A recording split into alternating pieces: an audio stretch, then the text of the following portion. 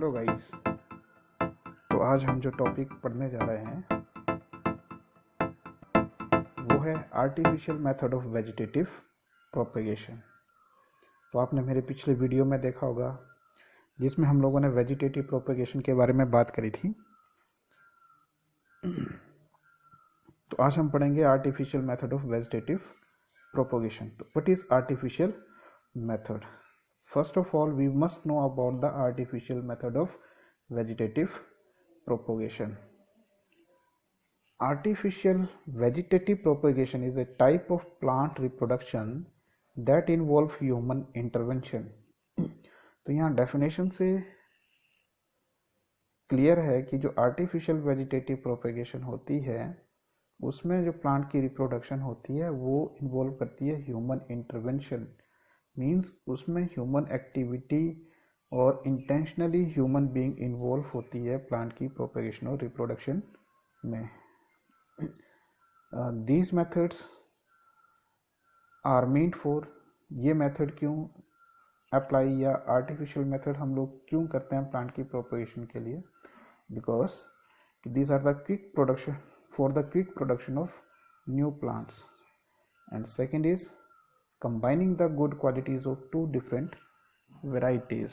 तो जैसे कि हम लोग देख रहे हैं कि quick production of new plant के अगर हम लोगों ने एकदम से नए प्लांट तैयार करने हैं तो हम लोग आर्टिफिशियल वेजिटेटिव प्रोपेगेशन यूज करेंगे। और सेकेंड की combining good qualities of two different varieties, कि हम टू डिफरेंट जो आपस में क्लोजली रिलेटेड हो उनको आपस में कंबाइन करके एक अच्छी वेराइटी क्वालिटी डेवलप कर सकते हैं।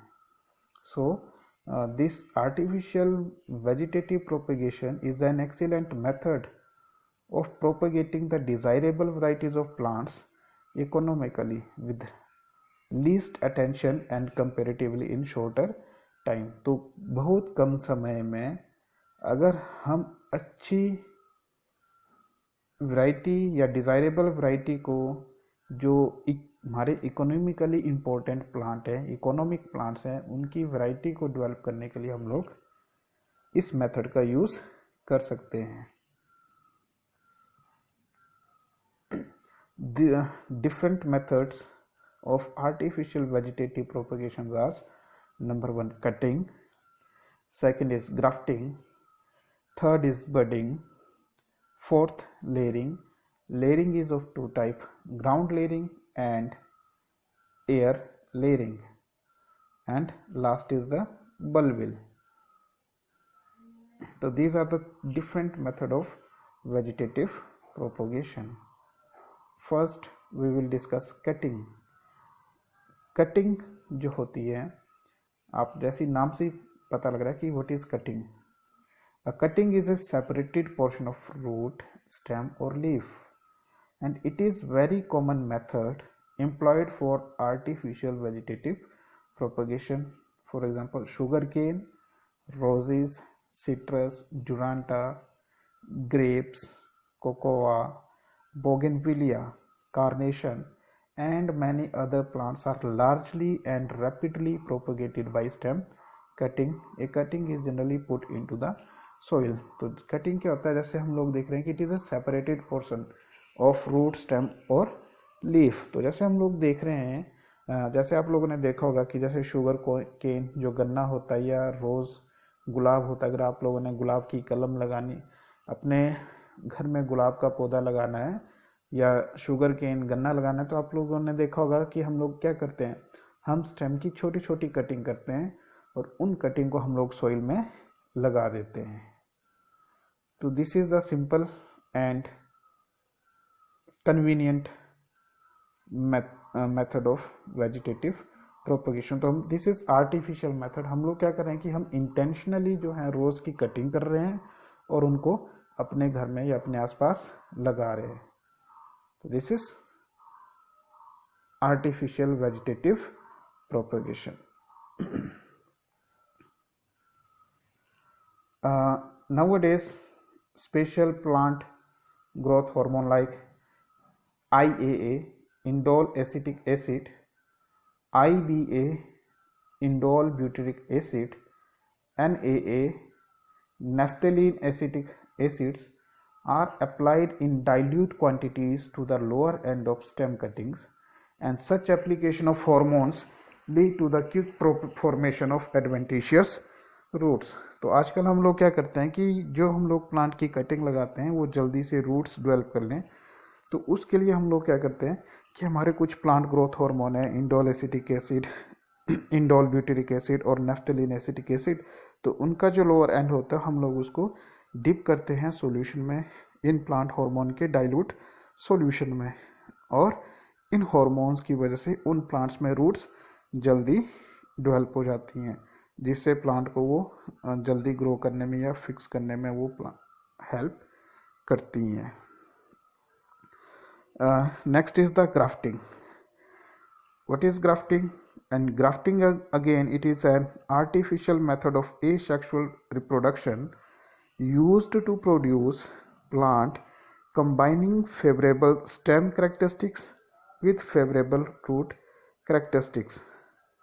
The stem of the plant to be grafted is known as scion and the root is called the stalk.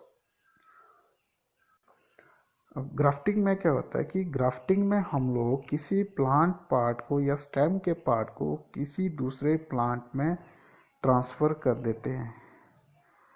वो पार्ट जिसको हम लोगों ने ट्रांसफ़र करना होता है उस प्लांट को, ये ग्राफ्ट को हम लोग बोलते हैं सायोन, जो एक हमारा वेल और we can say favourable stem characteristics के साथ होता है. उसको हम लोग ग्राफ्ट कर देते हैं किसमें, फेवरेबल रूट सिस्टम है which is known as scion. तो यहाँ पर हमारे पास दो प्लांट को ज्वाइन किया जा रहा है, जिसमें एक प्लांट का वेल डेवलप्ड रूट सिस्टम होता है which is known as stock, और दूसरा प्लांट जिसको ग्राफ्ट करते हैं जो हमारे पास अच्छी क्वालिटी का जो प्लांट होता है जिसको हमने ग्राफ्ट करना होता है उसको हम लोग बोलते हैं scion. Stock usually wear strong root system, for example देसी mango, and scion has a desired variety of flower और fruits, for example Dussehri mango, but with a weak root system.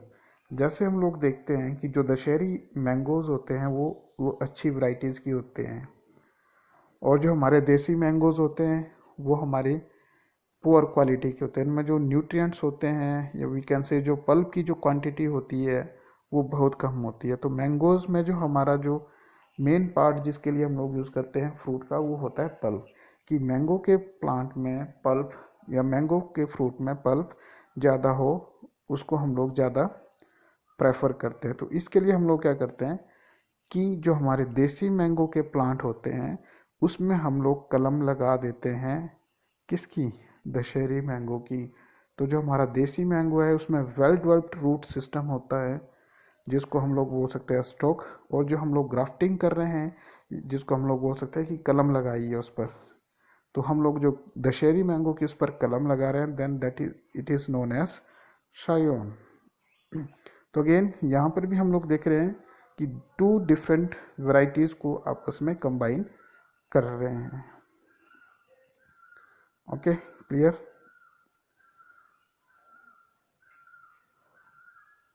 अब ग्राफ्टिंग की जो सक्सेस रेट होती है, the success of the grafting mostly depend upon the union of the cambium of scion and stock which result in organic connection between them. तो जैसे हम लोग यहाँ पर देख रहे हैं कि ये जो सायोन और स्टॉक है जिनको हम आपस में कंबाइन कर रहे हैं, तो इन दोनों का कैम्बियम आपस में मिलना चाहिए.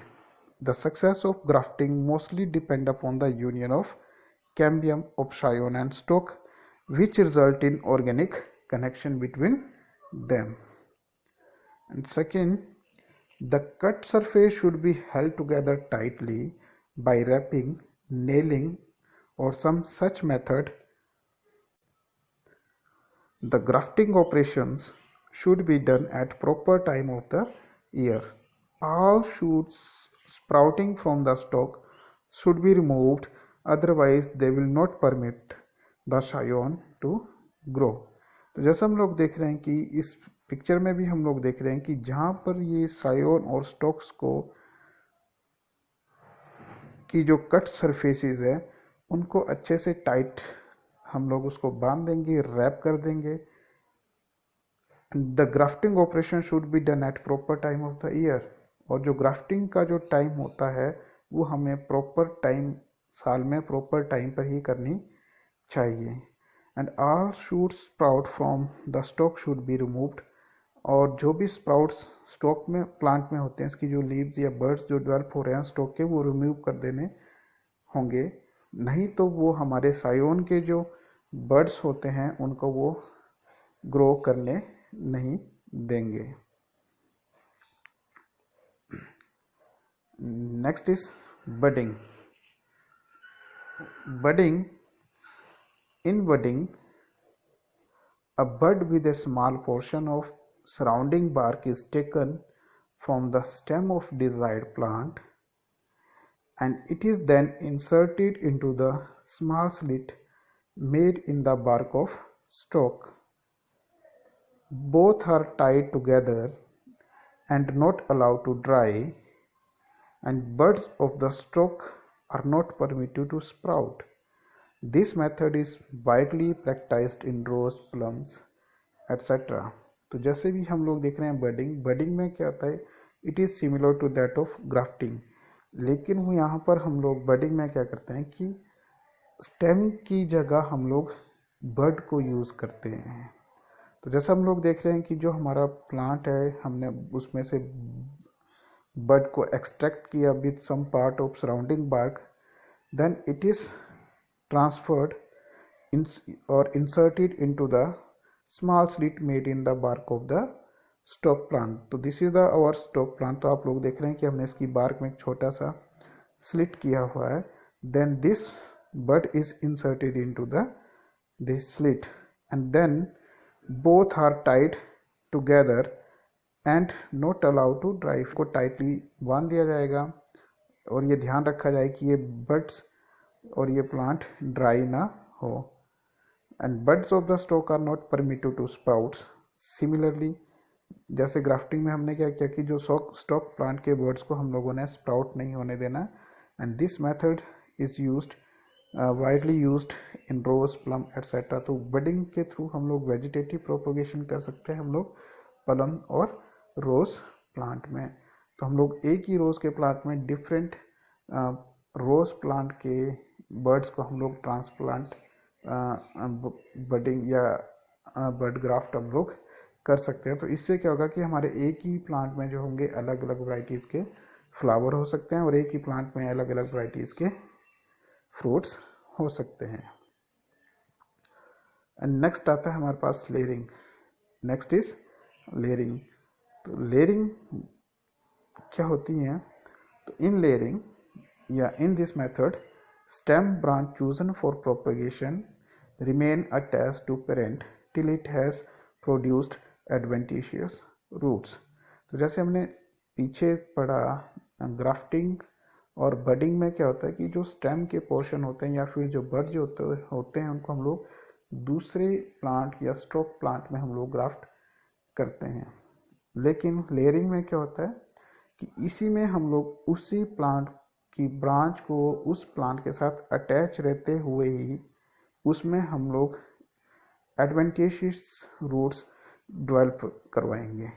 तो लेयरिंग क्या है? In this method stem branch chosen for propagation remain attached to the parent till it has produced adventitious roots. तो जैसे हम लोग देख रहे हैं कि ये जो प्लांट पिक्चर में हम लोग देख रहे हैं कि जो प्लांट है उसकी ब्रांच को प्लांट पेरेंट प्लांट के साथ अटैच रख करके उसमें एडवेंटिशियस रूट्स डेवलप करने की कोशिश कर रहे हैं।